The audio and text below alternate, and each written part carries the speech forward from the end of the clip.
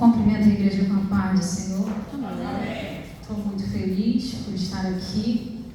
Eu vou falar para vocês que eu amo vir para cá. Por mim, eu vinha toda quinta-feira. O último culto que nós viemos, eu comentei com a pastora que eu só venho para cá para chorar. Eu só saio daqui em lágrimas, com os olhos todos inchados de tanto que eu chorei. No outro e nesse culto também. Eu louvo a Deus por esse ministério de louvor. Vou falar para vocês, hein?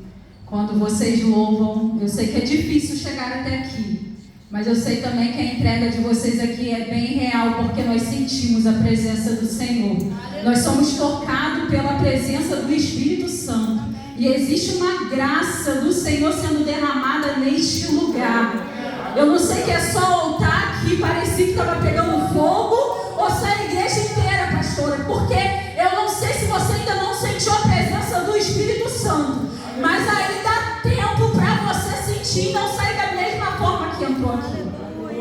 No último culto que eu estive aqui, eu falei que parecia que todas as cadeiras estavam cheias. Eu fechava os olhos e eu sentia a presença tão real do Espírito Santo, missionário, que parecia que a igreja estava lotada. Mas não estava lotada de pessoas, era anjo, era a presença do Senhor se fazendo presente neste lugar. Eu não sei se você está aqui ou se você ainda está com a cabeça lá fora, mas eu quero te convidar. Traga para cá. Vem para cá. Não saia da mesma maneira que você entrou aqui, não, meu irmão. Não perca a oportunidade. Não perca a oportunidade de sentir a presença do Eterno neste lugar. Porque ela é real. E tem uma graça sendo liberada nas nossas vidas aqui hoje. Você crê? Quero deixar uma palavra aqui em Números. O Senhor ministrou essa palavra há algum tempo no meu coração. E eu ia ministrar ela lá na sede. E enquanto eu estava lendo ela, o Senhor mudou tudo. E eu sabia que era para me trazer essa palavra aqui.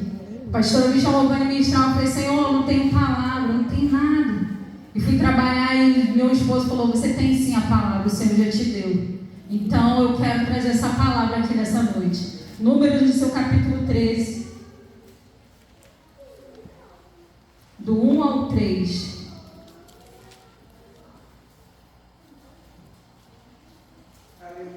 Depois, nós vamos ler do 18 ao 26, ao 27. Amém?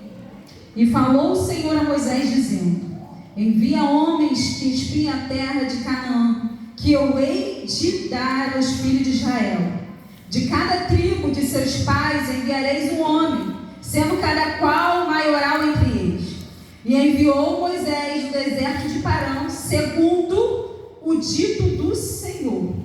Todos aqueles homens eram cabeças dos filhos de Israel. E vede que a terra e o povo que nela habita, se é forte ou fraco, se pouco ou muito. E qual é a terra em que habita, se boa ou má? E quais são as cidades em que habita? Se em arraiais, se em fortalezas. Também qual é a terra, se grossa ou magra, se nela há árvores ou não. E esforçai-vos e tomai do fruto da terra. E eram aqueles dias os dias das primícias das uvas. Assim subiram os espias a terra, desde o deserto de Zim até Helbo, e a entrada de Amate. E subiram para a banda do sul e vieram até Hebron. E estavam ali Ayamã, Cesar e Talmai, filho de Anak. Hebron foi edificada 7 anos antes de Zoar, no Egito. Depois vieram até o vale de Escul, e dali cortaram ramos de vide com um cacho de uvas, ao qual trouxeram 2 homens sobre uma verga, como também romãs e figo. Chamaram aquele lugar o vale de Escul, por causa do cacho que dali cortaram os filhos de Israel. Depois voltaram a espiar a terra, ao fim de 40 dias. E caminharam e vieram a Moisés e Arão e toda a congregação dos filhos de Israel, no deserto de Parã e Gade. E tornando, deram-lhe conta a eles, a toda a congregação, e mostraram E cortaram-lhe e disseram: fomos à terra, aqui nos enviaste, e verdadeiramente mana leite e mel, e este é o fruto. Podem se assentar. Amém? Não cesse de dar glória ao Senhor, irmãos. Nós estamos num culto de adoração ao Senhor. E ainda há tempo de você sentir a presença do Senhor neste lugar. Nós estamos diante de um texto a qual, desde a saída do povo de Israel do Egito, talvez esse seja o momento de crise mais acentuado que o povo está enfrentando. Eles vivem um momento de profundo abatimento e desânimo no meio da caminhada. E quando a Bíblia diz que os espias foram selecionados, se você for olhar no seu capítulo 13, no verso 1, o Senhor, ele diz uma palavra para Moisés, a qual chamou muito a minha atenção: envia homens que espiem a terra de Canaã, que eu hei de dar aos filhos de Israel. Eu hei de dar aos filhos de Israel, de cada tribo de seus pais enviareis um homem, sendo do qual o maioral dentre eles. Então nós estamos vendo aqui que o Senhor, ele não selecionou qualquer um. O Senhor seleciona o maioral, um líder, um homem qualificado para estar naquela posição. O Senhor, ele não chama qualquer um, não é um amador. O Senhor, ele chama os 12. Ele seleciona, e pede: Moisés, seleciona, e não é qualquer um, tem que ser os líderes, porque líder aguenta a maior carga, líder é chamado para um cargo muito forte, então não é qualquer um. E a palavra do Senhor diz que Moisés, ele vai e se levanta aqueles 12 homens, a qual representa, eles representa a coragem, eles representam algo a qual o Senhor, ele coloca aqueles homens para infiltrar numa terra de inimigos. E não estamos falando aqui de qualquer homem, não. Nós estamos chamando de homens que o próprio Deus escolheu. O próprio Senhor escolheu. E eu quero te dizer nessa noite: você é escolhido para estar aqui. Você foi escolhido para estar aqui. E eu quero que você olhe para o teu irmão nessa noite, com olhos de profeta, e diz para ele: problema sempre vai existir. A diferença está em quem decide olhar além do problema. O que enxerga problema não vê promessa. Quem enxerga problema não vê promessa. Problema sempre vai existir, meu irmão. Quando o Senhor chama aqueles homens, pastor, ele já sabia como a terra era. O Senhor, ele já sabia como a terra era. Só que o que me chama a atenção do Senhor, ele não escolhe qualquer um, não. Ele escolhe os melhores homens. Então, se você está aqui nessa noite, é porque o Senhor te escolheu. O Senhor já te capacitou. O Senhor, ele já conhecia a terra. Ele sabia que a terra existia gigante. Você está aqui, irmão? Glória. Aleluia.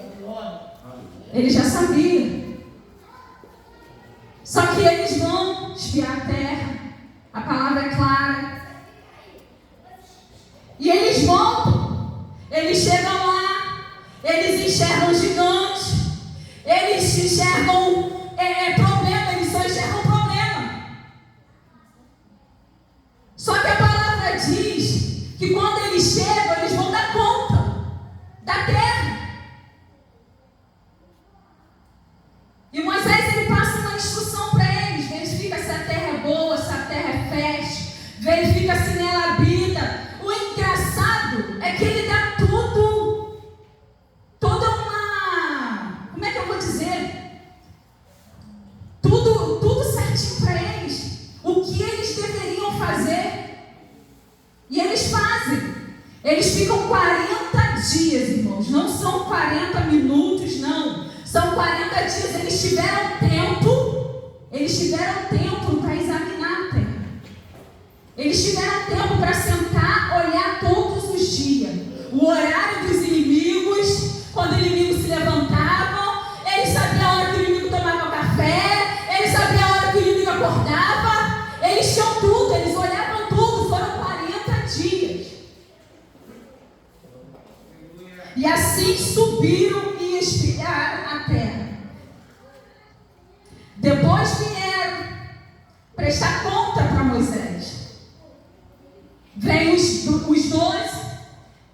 Josué e Caleb, vocês conhecem a história. E eles chegam e vão prestar conta daquilo que eles viram.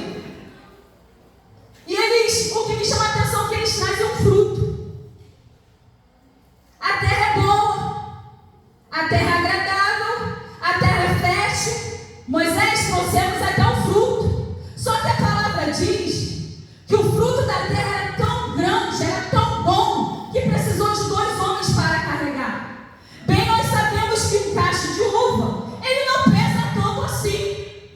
Se você for no mercado, no hortifruti, comprar um cacho de uva normal.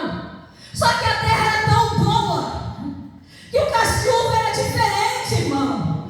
Quando a obra é do Senhor é diferente. Quando a obra é do Senhor é diferente. O Senhor poderia ter dito para eles: ó, vocês vão enfrentar isso. Olha só, tem gigante lá. Só que o Senhor falasse isso, eles não iam colocar os olhos na promessa.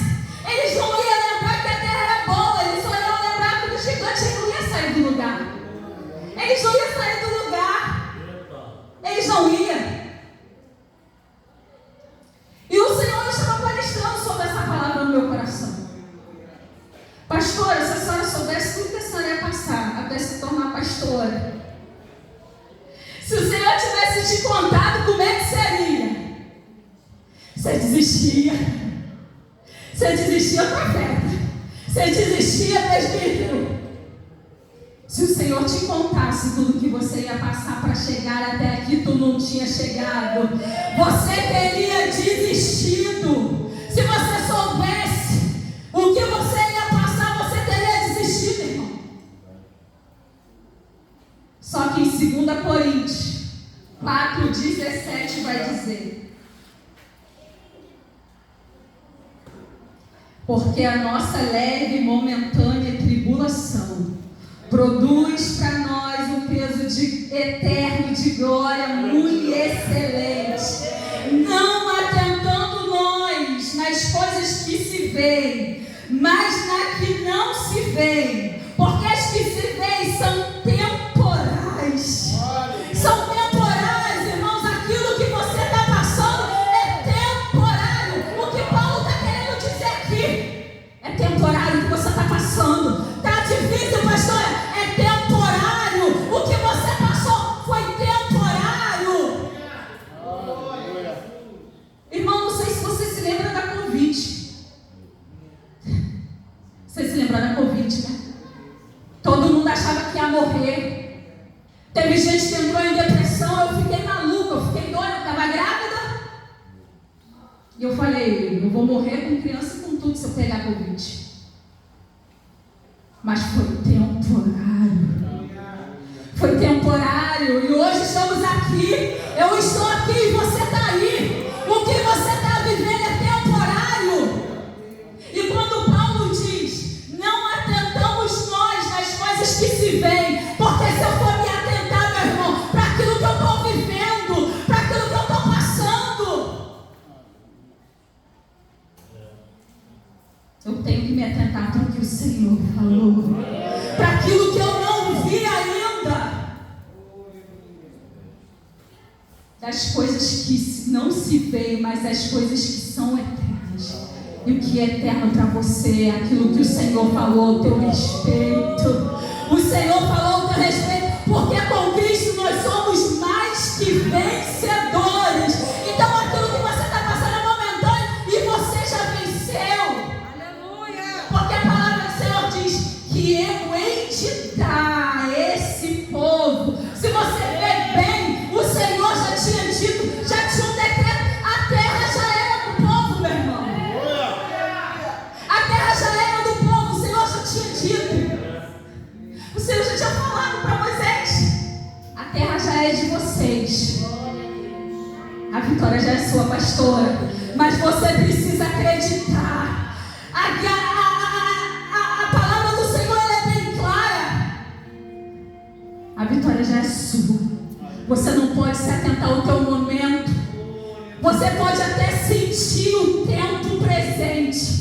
Você pode até sentir, meu irmão, mas o teu presente não pode te paralisar. Você não pode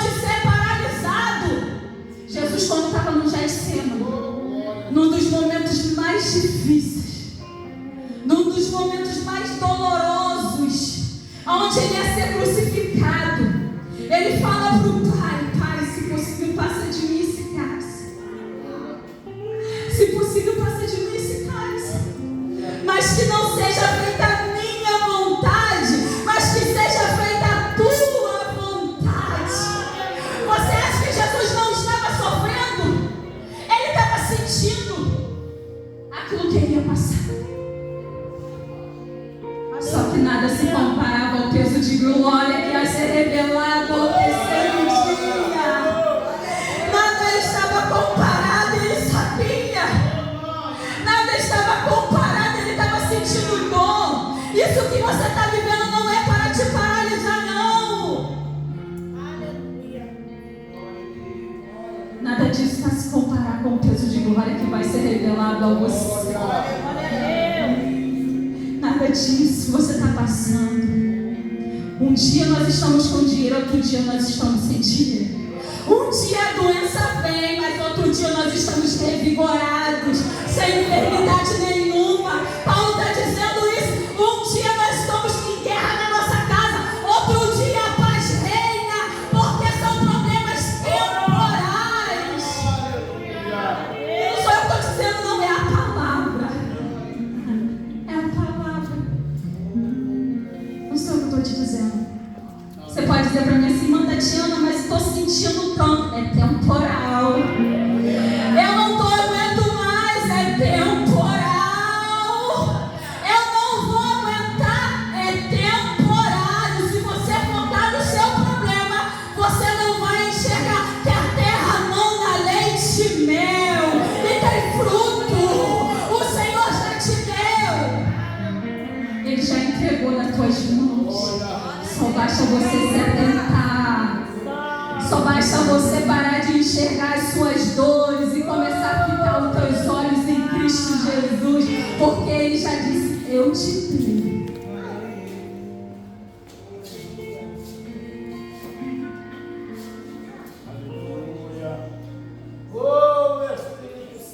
No 32 diz, no 31 diz: então soprou um vento do céu. Aliás, estou no lugar errado, irmão, perdoa. No 28 diz, no 27 diz: e contaram-lhe e disseram: fomos à terra e que nos enviaste, e verdadeiramente mana leite e mel, e este é o fruto. Eles estão apresentando o fruto daquilo que eles trouxeram. Só que nem isso tirou a visão deles daquilo que eles tinham visto. E o povo, porém, que habita nessa terra é poderoso. Olha só. E a cidade forte e muito grande. Olha o relatório deles. Primeiro eles mostram o fruto. O fruto é bom, e depois eles começam a contar a história ruim. Vocês já viram crente assim?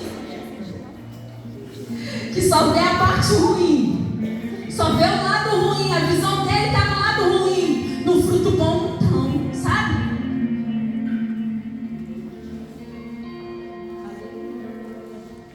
O povo, porém, que habita nessa terra é poderoso. E as cidades...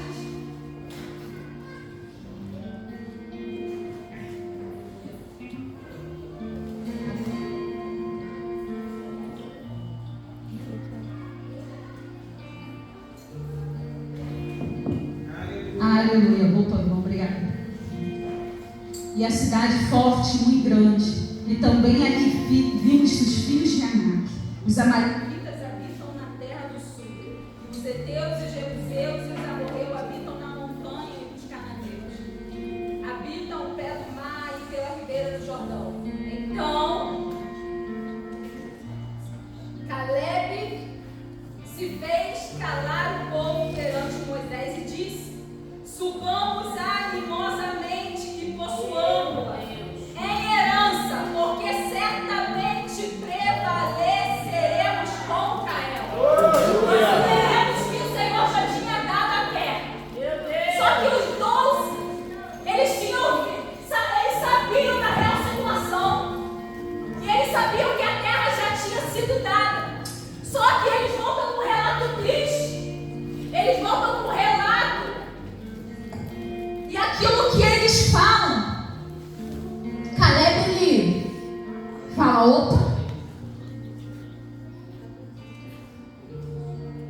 o povo começa a reclamar, o povo começa a murmurar pelo aquilo que eles ouviram. Então ele se levanta e ele fala: subamos animosamente, possuamos lá em herança, porque certamente prevaleceremos contra ela.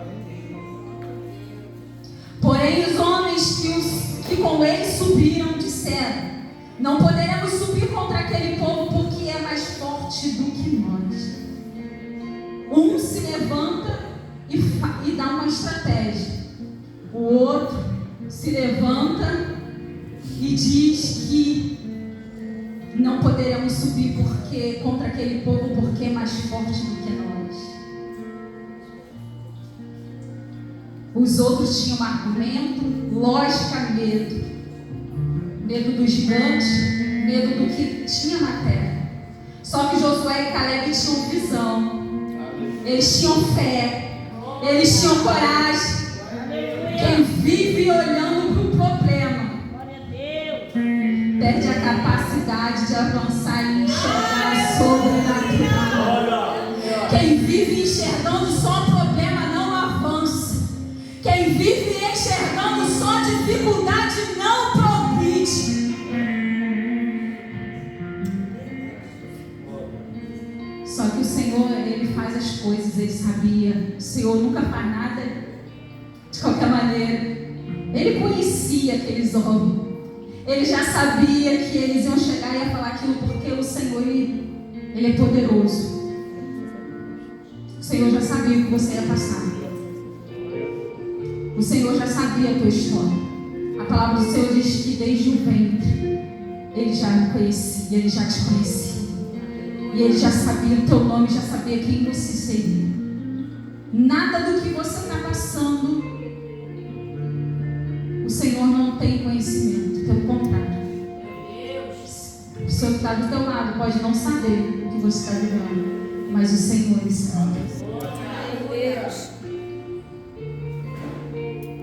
E no 32 diz: eles fanaram a terra que tinham espiado perante os filhos de Israel, dizendo: a terra pelo meio da qual passamos a espiar é terra que consome os seus moradores, e todo o povo que vimos no meio dela são homens de grande estatura. Também vimos ali gigantes, filhos de Anak, descendentes dos gigantes, e eram os nossos olhos como gafanhoto, e assim também eram os seus olhos. E assim também éramos aos seus olhos. O mais interessante, que os escolhidos para espiar a terra mudam a própria identidade. Eles se colocam como gafanhotos, porque quando nós não conhecemos a nossa identidade, qualquer gigante nos paralisa e faz nós questionarmos a nossa identidade que o Senhor já tinha feito ao nosso respeito. Você tem uma identidade. E eles falam: e eles são como os gafanhotos, e assim também éramos aos seus olhos. Jesus, quando ele é batizado, o inimigo ele é muito sujo, porque ele tenta mudar a nossa identidade o tempo inteiro, e ele trabalha na nossa mente. Quando Jesus foi batizado, saiu uma voz do céu e falou, como uma pomba, e abre um estrondo, e a palavra do Senhor diz que uma voz suave diz do céu, brada do céu: esse é meu filho a quem comprazo. Esse é meu filho ao qual eu tenho prazer. Só que alguns versículos à frente, a palavra do Senhor diz que Satanás na hora que ele vai cantar Jesus, ele fala: se tu és mesmo filho de Deus, transforma essa pedra em pão. Ele está questionando a identidade dele em Cristo. Uma voz diz: você é meu filho amado a quem comprazo. Este é meu filho amado. E Satanás, ele é tão sujo que ele vem para Jesus e tenta testar a identidade de Jesus. Ele tenta dizer: se tu és mesmo filho de Deus, transforma essa pedra em pão. Eu estou falando para pessoas aqui que Satanás está tentando mudar a identidade, questionar quem você é em Cristo Jesus.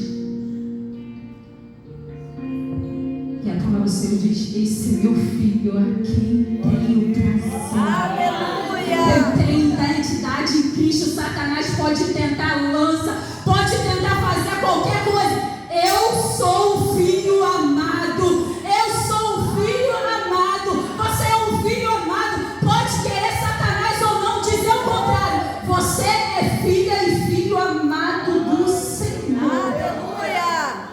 Oh, glória! Glória a Deus. Para me encerrar,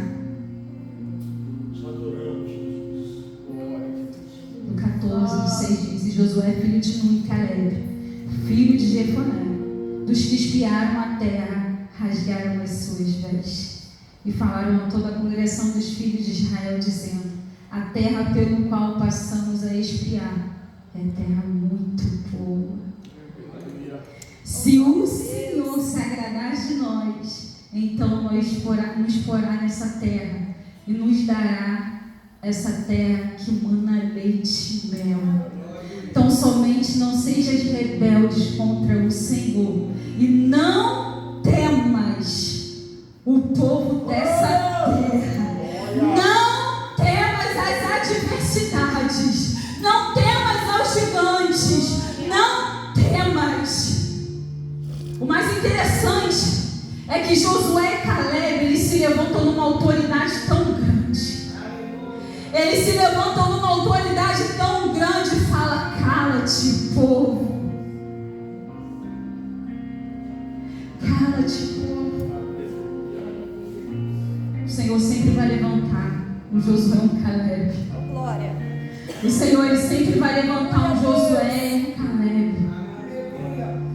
Porque a obra é dele. O Senhor tinha um plano na vida daquele povo. O Senhor tinha um plano na história daquele povo. E não é por acaso que até hoje nós ouvimos falar sobre Josué e Caleb. Sobre dois homens que entraram na terra prometida. Porque de tudo que eles fizeram, eles não vivenciaram aquilo que o Senhor tinha prometido. A terra já era deles. E eu quero te dizer nessa noite: o Senhor já disse para você que você é mais que vencedor. O Senhor já disse que essa enfermidade não é para te matar. O Senhor já disse que a tua casa será salva. O Senhor já disse que a tua casa será liberta. O Senhor já disse que a depressão lá vai embora. O Senhor já disse que as portas do inferno não prevalecerão sobre a tua casa. Aleluia, Deus! Mas você está olhando para o gigante. Você está olhando para o seu tempo presente. Você está olhando para as tribulações do seu tempo presente. Mas eu quero te dizer, assim como Josué e o Caleb fitaram os olhos para a palavra do Senhor, para aquilo que o Senhor disse que ele já tinha dado. Não foi o gigante que mudou a intenção deles, não. Por mais que aqueles 10 chegaram e falaram no relatório: não, a terra é boa, mas tem gigante. Eu quero te dizer, seja como Josué e Caleb.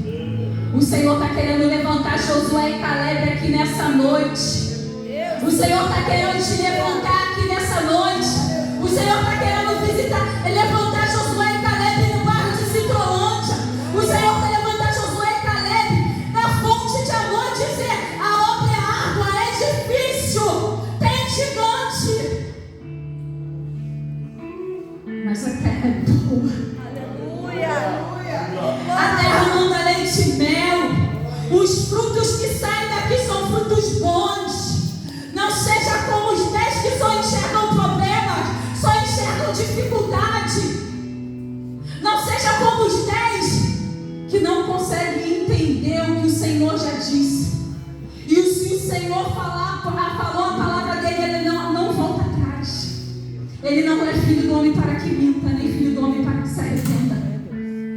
Então, se ele disse que a terra é boa, irmão, a terra é boa. Se ele disse que a tua casa vai ser alcançada, ela já foi alcançada. Se ele disse que vai mudar a tua história, ele já mudou.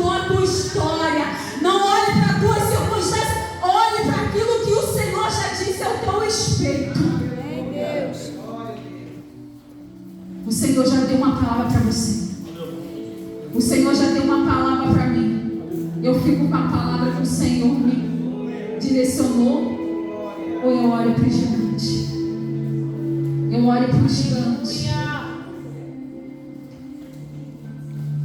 Você fica com a palavra, olha para o gigante, irmão. O gigante sempre vai existir. Problemas sempre vai existir. Problemas na tua casa sempre vão existir. Na saúde sempre vai ter problema.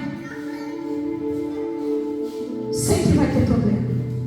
Nós não somos isentos de problema. Mas isso não pode paralisar o homem de Deus e a mulher de Deus que você é. Isso não pode roubar a tua adoração. Isso não pode roubar a sua identidade em Cristo Jesus. Aqueles homens eram homens de Deus. Eram levantados. Só que em dado momento eles se colocam como gafanhotos. Todo roubador de identidade aqui nessa noite eu quero repreender em nome de Jesus. Todo roubador de identidade seja repreendido na tua vida. Você não é o que o mundo diz. Você não é o que a tua mente tenta lançar.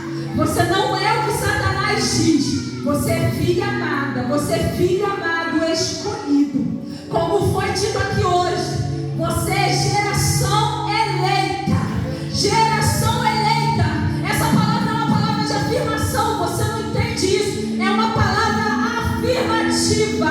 Vocês são geração eleita, sacerdócio real, povo escolhido e separado. Você quer essa palavra nessa noite? Aleluia! Oh, aleluia! Você foi escolhido, você foi separado pelo próprio Deus. Aleluia, Deus. Você foi escolhido. Você é sacerdócio real. E você entende o peso dessa palavra. Sacerdócio real do próprio Cristo. Então receba essa palavra. Não deixa que o inimigo venha plantar coisa na tua mente. E quando você enxergar o gigante, você fala: opa, eu tenho uma palavra. A terra é boa. E os frutos que tem nela são bons. E você não vai se perder pelo caminho. Você não vai paralisar. Você não vai ficar que nem aquele povo paralisado, querendo escolher voltar todo o caminho para voltar para o Egito, para ser quem eles eram, para comer dos restos de Satanás. Você não é isso. Você é sacerdócio real. Não esqueça disso, meu irmão. E eu agradeço a minha oportunidade nessa noite em nome de Jesus.